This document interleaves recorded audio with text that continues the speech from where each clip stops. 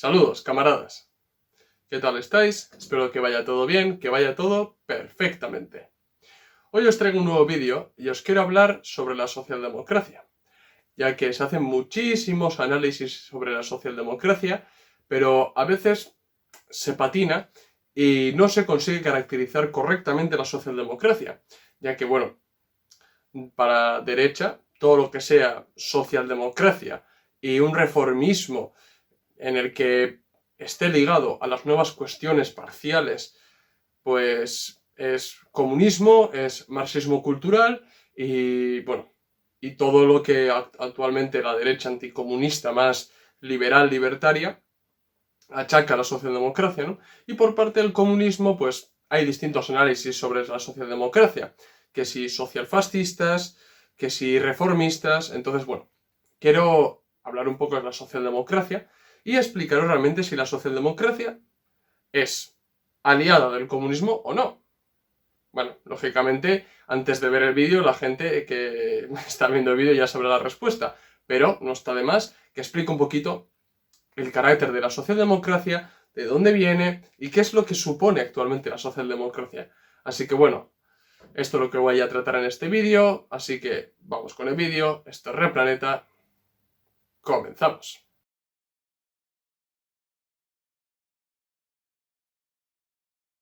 Bueno, antes de nada, quiero recomendaros un libro, muy bueno por cierto, que es Reforma o Revolución, de Rosa Luxemburgo. Y realmente, Rosa Luxemburgo, para criticar la socialdemocracia, a mí personalmente me encanta. Este libro y La crisis de la socialdemocracia, de la misma autora, me parecen libros brutales, muy buenos, para criticar la socialdemocracia, ¿no?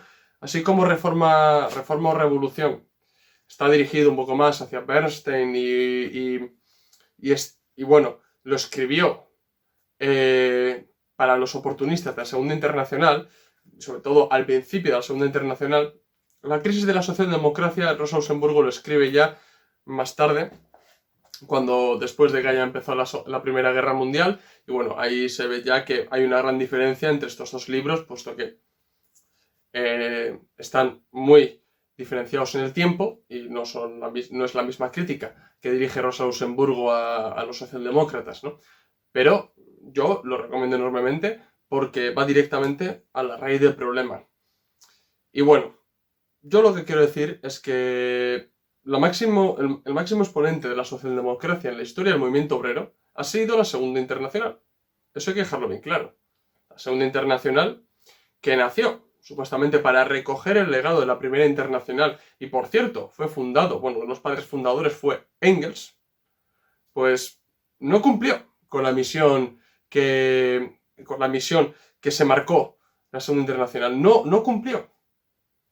Porque, si nos damos cuenta, en la época de Marx y Engels, la fase del capitalismo en la que se encontraban era la fase premonopolista, como bien define el Lenin. Entonces, en ese periodo de transición a finales del siglo XIX, ya se empieza a ver, se empiezan a gestar las primeras semillas del imperialismo, de la fase superior del capitalismo. Imperialismo entendiéndolo a la manera leninista, no imperio y demás, a la manera leninista, como fase superior del capitalismo, se empieza a gestar en esos últimos años del siglo XIX. Claro, ¿qué es lo que ocurre aquí? Que todo no es tan mecánico, ¿no? O sea, no es pum, pum, pum, fase premonopolista, fase imperialista, no. La dialéctica nos enseña que todo es un proceso. Todo responde a movimiento y cambio. Y entre ese movimiento y cambio hay grises, que es sumamente importante darse cuenta de eso.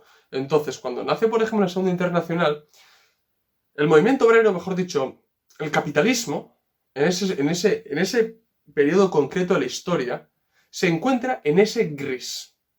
¿Qué quiero decir con esto? En el que se está cambiando, se están sembrando las primeras semillas. Pero claro, si las estrategias y tácticas que los comunistas por las que debemos apostar en un determinado periodo de la historia, viene condicionado por la fase en la que se encuentra el modo de producción. ¿Qué significa? Que en la fase premonopolista, pues El modo de lucha pues era más sindical, más economicista, que bien fue criticado por Lenin, ¿no? Pero era más por ese sentido, porque se podían arrancar concesiones a los patronos, y bueno, y todavía no estaba sentado un movimiento comunista internacional, no existían partidos comunistas. O sea, entonces, la Primera Internacional nació para recoger todo ese legado, difundir el marxismo por todos los países capitalistas y empezar a crear los primeros partidos socialistas en el mundo. Partidos socialistas y obreros en el mundo. Claro, en la fase del capitalismo que empieza a pasar hacia la fase imperialista, en esa transición, todavía predominaban, como bien dijo Stalin, los métodos de lucha oportunistas. Es decir, se ponía el legalismo por las nubes, como bien dice Stalin. Se apostaba únicamente por la lucha sindical. Se conseguían algunas concesiones, pero ¿qué es lo que ocurre? Que ya se estaba cambiando la fase en la que se encontraba el capitalismo. Esos métodos de lucha ya no servían, eran estériles. Ya no servían, hacían falta nuevos métodos de lucha. ¿Qué es lo que ocurre? Que el oportunismo, el reformismo y el revisionismo en la Segunda Internacional no aparecen de repente, ¿de acuerdo? Se están gestando en el interior, pero están camuflados. ¿Por qué? Porque Engels sigue vivo. Una vez que muere Engels, empiezan a aflorar todos los elementos oportunistas, reformistas, revisionistas de la Segunda Internacional. Todos. El padre del revisionismo es Edward Bernstein, ¿vale? Cuya tesis, de las tesis más famosas que tiene Edward Bernstein, es que, bueno, en una sociedad en la que la población puede elegir democráticamente a sus gobernantes, la lucha de clases ahí carece de sentido. Y realmente los partidos socialistas y obreros lo que tienen que limitarse es por la lucha política para obtener el poder, y una vez en el poder, ir reformando el sistema para ir eliminando los aspectos más lesivos del capitalismo y así llegar al socialismo. Reformismo puro y duro. ¿De acuerdo? Pero es que Bernstein lo teorizó, pero por ejemplo Milligand lo puso en práctica. ¿De acuerdo? Y en la internacional esas ideas calaron. O sea, en la Segunda Internacional nacieron la mayoría de los partidos socialdemócratas más importantes. O al menos ahí se desarrollaron y asimilaron dichas tesis. El Partido Socialista Obrero Español, el PSOE, el Partido Socialdemócrata Alemán. Todos nacen en ese contexto. Y vienen influenciados por las ideas bernsteinianas, que son muy peligrosas como podemos verlas. ¿Qué es lo que ocurre? Que en esa nueva época del imperialismo, cuando las empresas condicionaban el accionar político de los gobernantes, porque el Estado no se convertía nada más que el garante de los intereses de los imperialistas y de los capitalistas, no se podía reformar, porque el Estado seguía teniendo carácter burgués. Por eso mismo Marx ya advirtió que lo que había que hacer era destrozar dicho Estado. Porque tiene un límite burgués. El carácter de ese Estado es burgués. Y si es burgués el carácter de ese Estado, uno no puede reformarlo. Es una ilusión. Es una ilusión. Y la historia ha dado la razón a Marx. Tenemos el ejemplo del Frente Popular en España. Allende en Chile.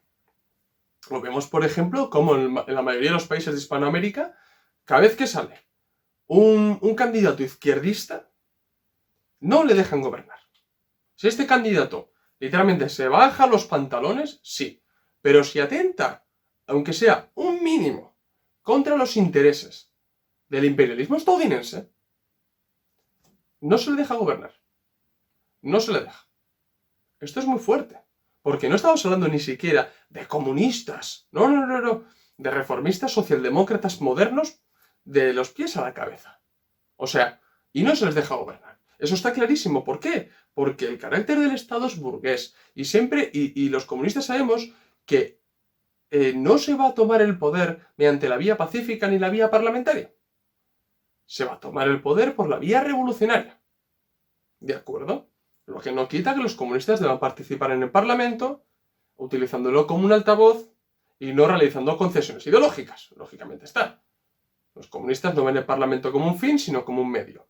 Y como un medio de agitación y propaganda. ¿De acuerdo? Entonces, Rosa Luxemburgo lo dejaba muy claro. De que la entrada en el gobierno de socialdemócratas no hace al gobierno socialdemócrata. sino más bien lo que hace es que se corrompa ese político o ese gobernante. Lo deja bien claro Rosa Luxemburgo y el tiempo le ha dado la razón. ¿Cuántos personajes de izquierdas se han mostrado ante la gente levantando el puño, diciendo que ellos van a velar por los intereses de la clase trabajadora y a la mínima que han podido se han sentado en su poltrona, se han desconectado de las masas obreras y han decretado incluso cosas que ni la derecha se atrevería a decretar? O sea, ¿por qué? Porque digo que ni la derecha se atrevería a decretar. Porque si la derecha lo haría, habría manifestaciones cada 2 por 3. A la gente le cuesta protestar contra un gobierno de izquierdas. Y de ahí se nutren, por ejemplo, muchos liberales de que llaman hipócritas a la gente de izquierdas. Y realmente somos los comunistas los que tenemos que salir y no nos dejan. Y si nos dejan, nos ignoran. Pero bueno, a lo que voy. Es que la socialdemocracia, en su principio, porque una vez leí, cuando subí el vídeo de las atracciones que cometió la socialdemocracia a lo largo de la historia del movimiento obrero, el vídeo lo tenéis en el canal, hubo un comentario que puso que el error de la socialdemocracia era nacer. No estoy de acuerdo con eso. La socialdemocracia, Rosa Luxemburgo, Stalin, Lenin, la mayoría vienen de partidos socialdemócratas.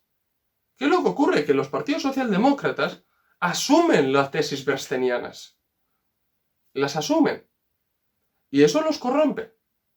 Pero al principio todos militan en partidos socialdemócratas, porque la socialdemocracia, al principio, si lee textos de Rosa Luxemburgo o de Lenin de principios del siglo XX, va a hablar de socialdemocracia, no de comunismo. Aunque todos sabemos cuál es la misión que quiere buscar Lenin, pero habla de socialdemocracia, porque en ese contexto era revolucionario. Ahora bien, la aparición de un Bernstein de la vida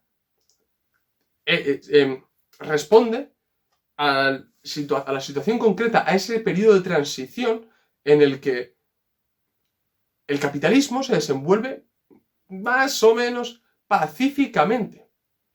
Entonces ellos hacen la gran ilusión de que se puede realmente utilizar el Estado para reformarlo, eliminar los aspectos más lesivos para llegar a un socialismo. Que no se puede hacer eso. No se puede. Pero ahí estaba su tesis. Ahí estaban. O un Kautsky, que también defendía la vía de las elecciones, la vía parlamentaria, y tenía la ilusión de que podía utilizar el Estado burgués, ojo, para poder ir eliminando dicho carácter de clase del Estado. La historia no les ha dado la razón, les ha dado la razón a los comunistas, de que realmente lo que hay que hacer es coger ese Estado, destruirlo y edificar uno nuevo.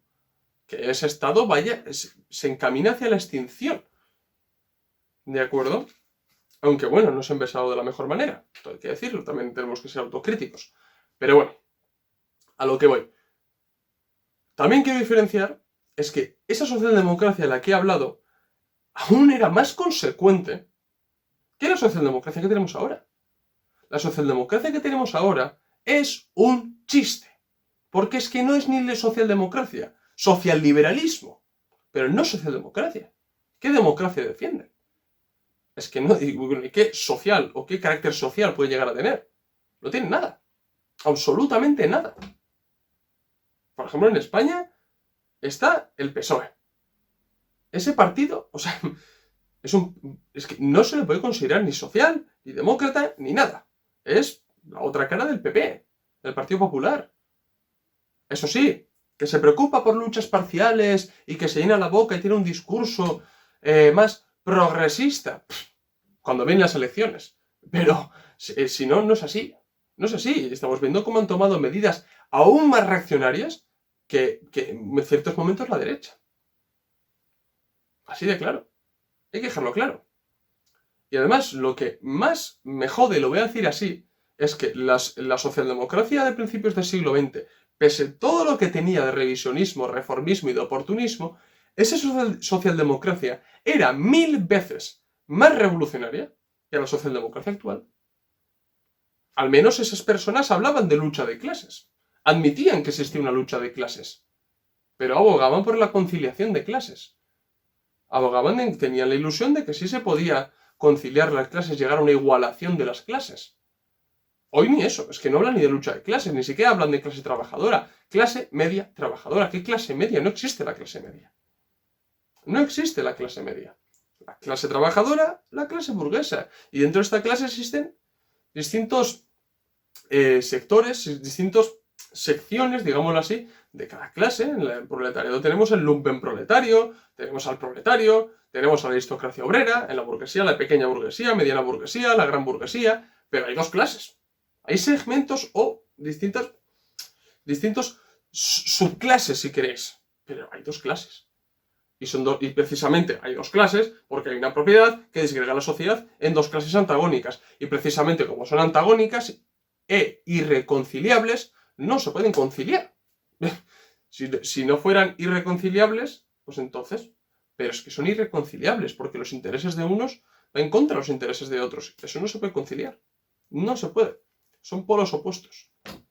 Entonces, esa tesis está mal. Pero, aún así, aún con todo eso, las ideas de la socialdemocracia del siglo XX eran aún más revolucionarias que las del siglo XXI. O después de la Segunda Guerra Mundial. Después de la Segunda Guerra Mundial es donde se empieza a cocinar la socialdemocracia que tenemos hoy. El Partido Socialdemócrata Alemán fue el primer partido que renegó abiertamente del marxismo. Después de la Segunda Guerra Mundial fue. En el que ya adoptó posturas totalmente keynesianas, empezó a hablar de estado del bienestar, empezó a hablar de impuestos, etc. Yo tengo un vídeo también sobre los impuestos, que no se equivoquen, que los comunistas no defendemos per se los impuestos. ¿De acuerdo? Eso que quede bien claro, para que otros no lleven la bandera contra los impuestos. Los comunistas no defendemos la subida de impuestos a la gente, ¿vale? Ni siquiera defendemos los impuestos como un término absoluto, ¿vale?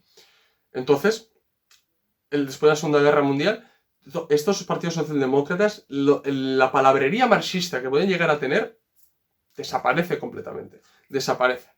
Y ya empiezan a adoptar, pues ya os he dicho, las ideas keynesianas, la socialdemocracia, se empieza a acercar más al socialliberalismo de John Stuart Mill, etc. Ese es el problema de la socialdemocracia. Que la socialdemocracia, su esencia de clase, es burguesa o en su defecto pequeño burgués o, a lo sumo, aristocracia obrera. Y no me atrevería a decir que es aristocracia obrera. Los tienen cogiditos a la aristocracia obrera, pero sí, su carácter de clase es puramente burgués. Puramente burgués, no es proletario. Lo que no quita que muchos elementos de los partidos socialdemócratas vengan de la clase trabajadora. Eso yo no lo voy a discutir. Pero que el origen de una persona sea de X clase no significa nada. Lenin no era de la clase trabajadora. Mao no era de la clase trabajadora. Engels no era de la clase trabajadora. Es que por eso mismo digo que a mí que del origen a la clase a la que ha pertenecido un autor u otro, a mí me trae sin cuidado. Realmente lo que importa es las ideas que defiende y su labor práctica, política. Eso es lo que importa, ¿vale? Pero la esencia misma de la ideología y sobre todo de los partidos no es proletario, es burgués. Es burgués, hay que dejarlo bien claro. ¿De acuerdo? ¿Y qué es lo que ocurre? Que la socialdemocracia, en muchos momentos de la historia, se ha quitado la careta. Yo repito, tengo un vídeo dedicado a las traiciones que cometieron los socialdemócratas, así brevemente, lo que hicieron en la Primera Guerra Mundial. En la Primera Guerra Mundial los socialdemócratas violaron todos los acuerdos que habían adoptado en la Segunda Internacional de guerra a la guerra, convertir la guerra imperialista en guerra civil revolucionaria. Nada. Unos votaron a favor de los créditos de guerra. A defender la patria, en términos absolutos. Defender la patria, que no era otra cosa que en ese momento defender la patria burguesa. Es decir, mandar a tus proletarios a morir contra otros proletarios de otro país. Por los intereses de los imperialistas. Traicionaron a la clase trabajadora. Y, sobre todo, abandonaron las tesis socialdemócratas revolucionarias. Eso por un lado, esos socialchauvinistas y los que hacían prédica abstracta de la defensa de la patria, los defensistas. Pero por otro lado, los pacifistas.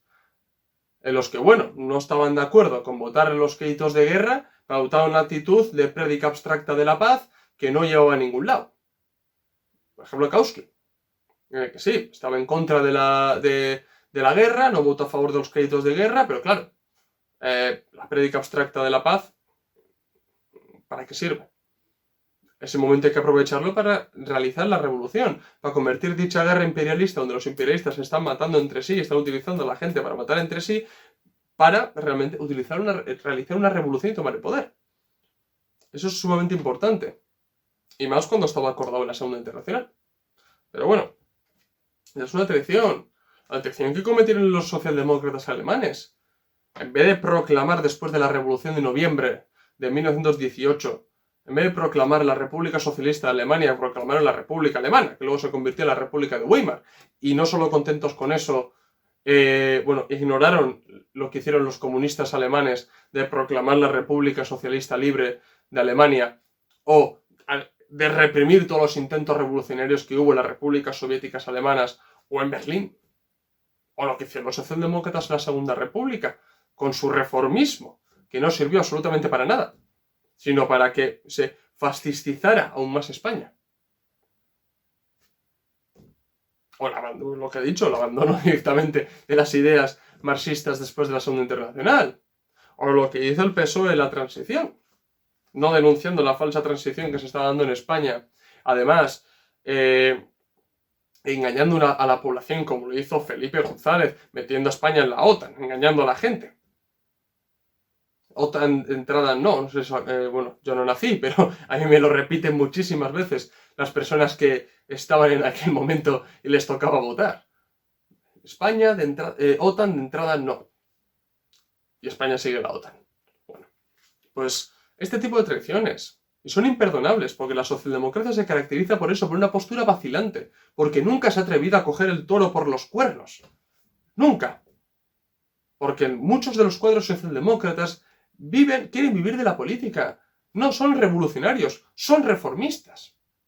Son políticos, algunos muy buenos, por cierto. Muy buenos en el parlamentarismo burgués, me refiero. En el oficio de político que bueno, que vemos muchos de lo que se aprovechan, ¿no? Pero es que es así.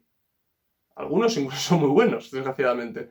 Pero la ideología misma de la socialdemocracia, a lo sumo que puede... Yo puedo entender que la gente defienda y vote a los partidos socialdemócratas porque pueden mejorar un poco la situación de la clase trabajadora. Sí, puede ser cierto. Pero es que lo que ocurre es que esas mejoras que pueden llegar a la clase trabajadora, comparado con lo que defendemos los comunistas, son migajas. Nosotros no queremos migajas, queremos el pastel completo. No queremos ciertas reformas que mejoren la situación de la clase trabajadora. Queremos socialismo. Y comunismo, ¿cómo no? Pero no queremos migajas, queremos el pastel completo. Que eso no quita que en un determinado momento, si se aplican unas reformas que vemos que pueden mejorar la situación de la clase trabajadora, bueno. Pero la actitud comunista debe ser aclarar que dicha reforma no es más que reformismo, no es más que migajas, y los comunistas harán dos cosas. Uno, que se cumpla dicha reforma. Dos, es insuficiente la reforma. Pero no se le va a quitar a la clase trabajadora de que se pueda beneficiar de dicha reforma, aunque sea reformismo, ¿no? Esa es la actitud bolchevique de estar en el Parlamento. Entonces, la socialdemocracia realmente es un engaño. Es un engaño. Y no es otra cosa que la pata izquierda del capital. Puedo entender también el análisis que hizo el Partido Comunista de Alemania, que Stalin lo compró también, lo compró o lo hizo suya también, el análisis del socialfascismo, ¿no? En Alemania, los socialdemócratas reprimieron duramente a los comunistas y pusieron mucho el foco en los comunistas y en los distintos intentos insurreccionales que hubo en Alemania. Es verdad que con los nazis también, pero no tanto como con los comunistas. ¿Y qué es lo que ocurría? Que el trabajo práctico, gubernamental, mejor dicho, de los socialdemócratas en el poder allanó el camino a los fascistas, a los nazis en Alemania. De ahí que los llamaron socialfascistas. Pero es que además, el no trabajo que realizaron tanto comunistas como socialdemócratas en Alemania, les llevó a que si hubieran unido fuerzas, no fuerzas de conformar un frente unido, no, me refiero a que en las elecciones en las que ganó Hitler, si se sumaban los votos del Partido Comunista y del Partido Socialdemócrata hubieran obtenido más votos que los nazis. No lo hicieron porque en ese momento ni siquiera se podían ver. Ese es el problema. Pero también hay que decir cuál fue la actitud de los socialdemócratas en aquel momento. Represión, represión y represión. De utilizar a los Freikorps para mandarlos contra los comunistas. Ese es el peligro y eso es lo que supone la socialdemocracia. De esencia pequeño burguesa o burguesa. Defiende el capitalismo, un estado de bienestar. Sí, pero capitalismo. Y el estado de bienestar que hoy en día se está desmantelando a una velocidad alarmante y además, para mantener dicho estado de bienestar que no funciona, es de muy mala calidad, al menos en España es de muy mala calidad, clavan a la gente con impuestos. Clavan a la gente con impuestos. Y de ahí que surjan posiciones, pues eso, ultracapitalistas, de que no, bajada de impuestos, cero impuestos, los impuestos son un robo. Porque se mantiene ese estado de bienestar que no hay nada más que mantener un chollo para estos políticos socialdemócratas que viven del cuento. Porque no quieren realmente arreglar la situación de la clase trabajadora. En el caso del PSOE, no hace otra cosa que vender todo lo de España a Alemania. Porque incluso el propio partido está a las órdenes del Partido Socialdemócrata Alemán. Si no fuera poco que el propio Estado español dentro de la Unión Europea se convirtió en un monigote, pues el Partido Socialista Obrero Español también está a los pies del Partido Socialdemócrata Alemán. Eso es lo que hay. Eso es lo que es la socialdemocracia. Por eso mismo digo que no se deje engañar la gente.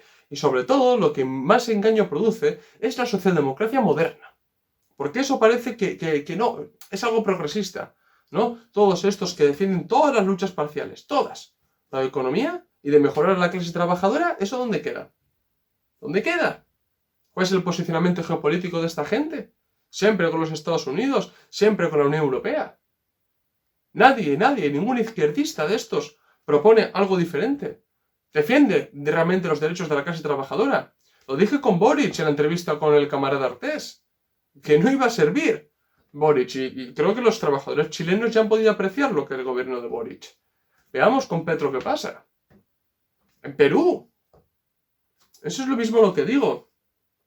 Que esta gente utiliza muy bien las luchas parciales en su propio beneficio, en vez de hablar de lucha de clases, en vez de hablar realmente de los intereses que les interesa a la clase trabajadora, lo que hacen es simplemente hablar de luchas parciales que pueden contentar a ciertos sectores específicos de la sociedad, porque les resulta más cómodo, y porque eso no atenta a los intereses de la clase burguesa. ¿Qué es lo que ocurre? Que cierto sector de la población está cansada con esas luchas parciales, adopta posiciones totalmente contrarias y todavía dicen que existe un marxismo cultural, ¿de acuerdo? De que se están destrozando los valores cívicos occidentales y pues están imponiendo posturas, marxismo cultural. Tengo un vídeo dedicado al marxismo cultural, que es mentira, no existe el marxismo cultural. Porque las ideas dominantes de una época son las ideas de la clase dominante de esa época. ¿Quién domina actualmente todas las sociedades capitalistas del mundo? La burguesía. ¿Quién impone ese marxismo cultural? La burguesía. A los que tanto les limpia los zapatos estos ultracapitalistas. Con mentalidad de tiburón. Así que bueno, esto es la socialdemocracia y, por favor, no os dejéis engañar. Ni por la socialdemocracia clásica, el socialliberalismo, ni por la nueva izquierda, New Left. No os dejéis engañar por ellos. No os dejéis engañar por ellos. Así que bueno, yo lo voy a dejar aquí. Espero que os haya gustado el vídeo. Si es así, dar like. Si sois nuevos, suscribiros al canal. Recordad que en la descripción del vídeo tenéis el enlace de PayPal donde podéis donar dinero y ayudarnos a crecer. También recordad que en Gumroad tenemos documentos a la venta. Pasaros, si queréis, también por el blog de entrevistas, donde tenemos entrevistas escritas a distintos partidos, personajes del movimiento comunista y demás. Y por último, seguirnos en las redes sociales, Twitter, Facebook e Instagram, donde subimos contenido todos los días. Así que bueno, esto es todo. Nos vemos en el próximo vídeo. Salud, camaradas.